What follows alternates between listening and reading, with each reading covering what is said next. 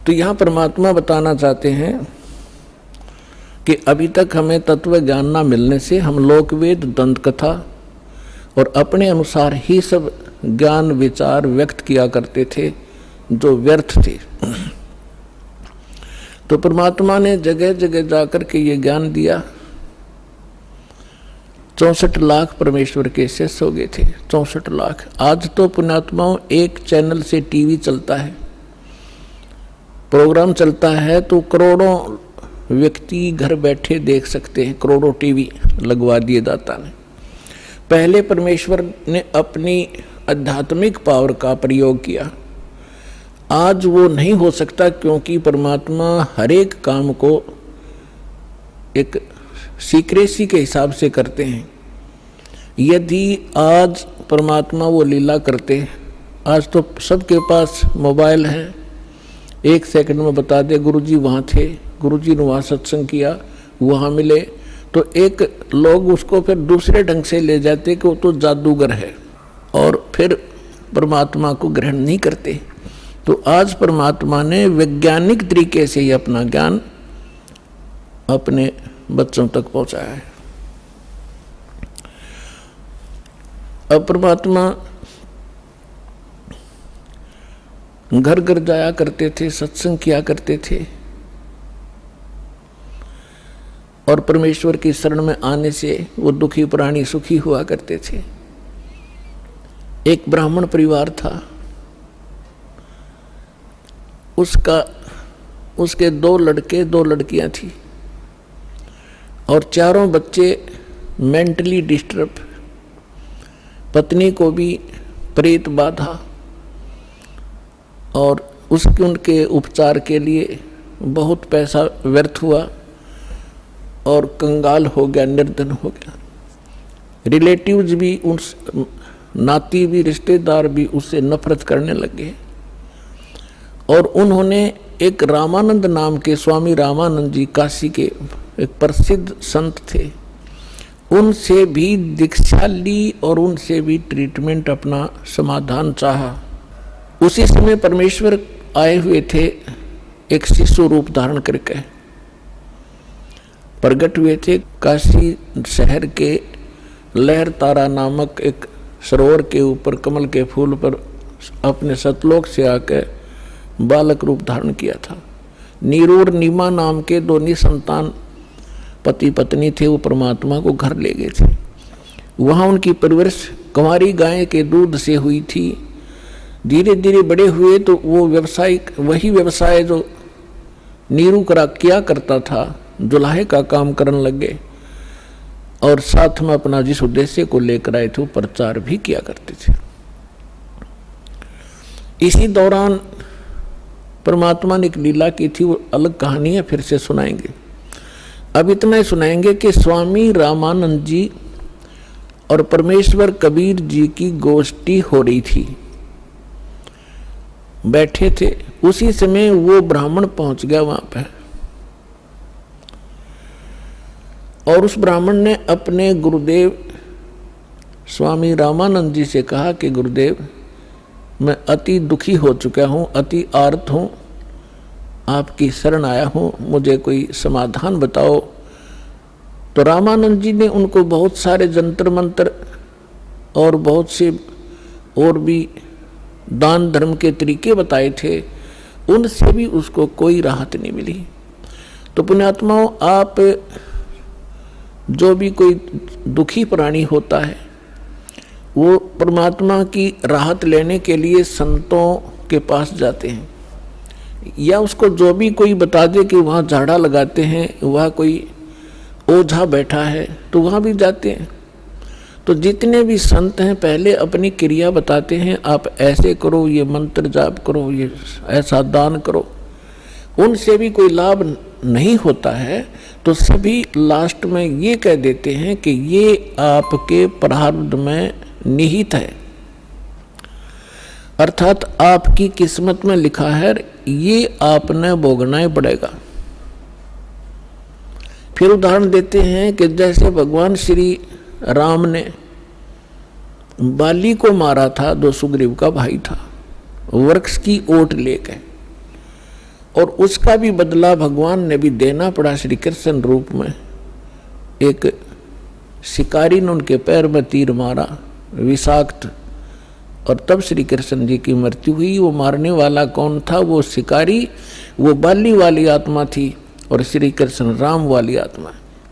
तो इस तरह की अटकल दे करके रामानंद जी ने उस ब्राह्मण से कहा कि भाई ये तेरे प्रारब्ध के अंदर लिखा है, ये किसी भी तरीके से नहीं कट सकता। मैं जो विधि जानू था मैंने सारी बता दी।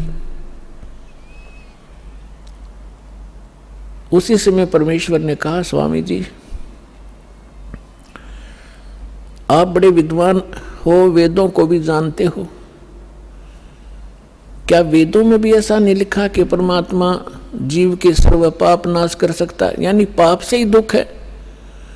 पाप जो प्रारब्ध में लिखा गया है, किस्मत में लिखा गया है, तो उसको प्रारब्ध का कष्ट कहते हैं, संकट कहते हैं, और वो भोगना ही पड़ता है, भोगने से ही समाप्त होता है। तो परमेश्वर ने प्रश्न किया, क्या स्वामी जी आप, क्या वेदों में भी ऐसा ही लिखा है? स्वामी जी ने तपाक से कहा कि हाँ ऐसा ही लिखा है, किसी वेद में ऐसा प्रमाण नहीं, सब ये लिखा कि अपना कर्म भोगना ही पड़ेगा। तो परमेश्वर ने कहा कि यजुर्वेद अध्याय नंबर 8 के श्लोक नंबर 13 को देखिए स्वामी जी। अब उनको जुबानी याद था, अपने आत्मा या बिजली गिरी हुई है, सदग्रंथों को कंठस्थ याद कर रखा था इन ब्राह्मण लोगों ने, और इनको कख नहीं पता था ये बता क्या रहे हैं। रामानंद जी का सिर घूम गया कि दानक का बालक, धान दुलाहे का लड़का, कदे इसने वेद देखे भी को नहीं, और आज इसने मंत्र बता दिया। 104 साल के उसमें परमात्मा के उनके जीवन में, लीला में जीवन जो परमात्मा शरीर में दिखा रहे थे, 99 वर्ष का अंतर था, 99 वर्ष बड़े थे परमात्मा से, और सारा जीवन ही उन्होंने वेद और गीता पुराणों के अध्ययन में बिताया था। तो परमेश्वर ने कहा, कबीर साहब ने कहा, स्वामी जी यदि प्रारब्ध का कष्ट भोगना ही पड़ गया तो भक्ति की क्या आवश्यकता है फिर? अगर किसी के संस्कार में दुख है और दुख है भोगना ही पड़ेगा, फिर भक्ति ने शर्म में मारेंगे, क्या आवश्यकता है इस भक्ति की? कौन करेगा भक्ति? क्या आवश्यकता परमात्मा की? वो भक्ति इससे हटकर है, और वो मंत्र मेरे पास है। अपने आत्माओं जो दुखी व्यक्ति है उसको तो संकेत चाहिए। उसने तभी पूछा कि आप कौन हो भाई? ए भगत जी आप कहाँ रहते हो? अब वो लाल कपड़े पहन रखे, सारी उम्र संस्कृत बोली, उसने तो महाराज जी समझ रहे, और परमात्मा बैठे एक सिंपल वेशभूषा में। उसने न्यू कहा, भगत जी कहाँ रहते हो आप, आपका कहाँ ठिकाना है? परमात्मा ने बताया, भाई मैं दानक हूँ, दुल्हा हूँ, और नीरू का पुत्र हूँ, ऐसे ऐसे हमारी चौपड़ी वहाँ रहा करूँ। अब परमात्मा ने ये बताना इसलिए अनिवार्य समझा कि जैसे न भगवान चाहिएगा तो आ जाएगा, और जब ब्राह्मण पने में होगा, क्यों उसमें छुआछूत बहुत गणी थी, तो अपना भाई चला जाएगा।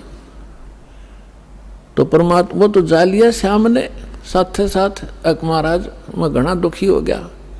तो वहाँ जब परमात्मा के पास गए, और भी बहुत से आर्त व्यक्ति बैठे थे, और वो आपस में चर्चा कर रहे थे कि मैं इतना दुखी था, परमात्मा से नाम लिया, अरे भगवान आए हैं, ये परमात्मा है, तुम इसको दुल्हा मत समझो, धानक नहीं है। अब जिसके कांटे से निकल रहे हो क्यों कर कहीं सिंपल मैन है। तो उस व्यक्ति वो पहुंचा वहां पर ब्राह्मण, जब वो और भक्त बैठे बतला रहे थे, भगवान आए, जब सत्संग का आयोजन था उनके साथ दूसरे साथी बाहर मैदान में,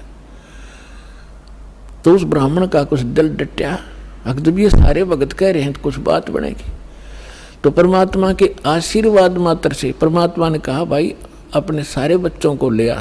उसने सारा दुख बताया, उनको दीक्षा दिला। तो उसने सोचा पहले अपने लड़कों को ले चलता हूँ, क्योंकि इज्जत और बेइज्जती हमारा साथ लटक रही है। घर में कह टूट रहा, दोनों लड़कों को ले आया। परमात्मा ने दीक्षा दी, बेटा भक्ति करोगे ना जब बात बनेगी। केवल आशीर्वाद से भी सुख दे देते, लेकिन वो तो एक का दुख टला, आगे जीवन में पता नहीं कितने दुख है आपके। परमात्मा ने नाम दिया, दोनों बच्चे ऐसे स्वस्थ हो गए जैसे कदे दुख था ही नहीं।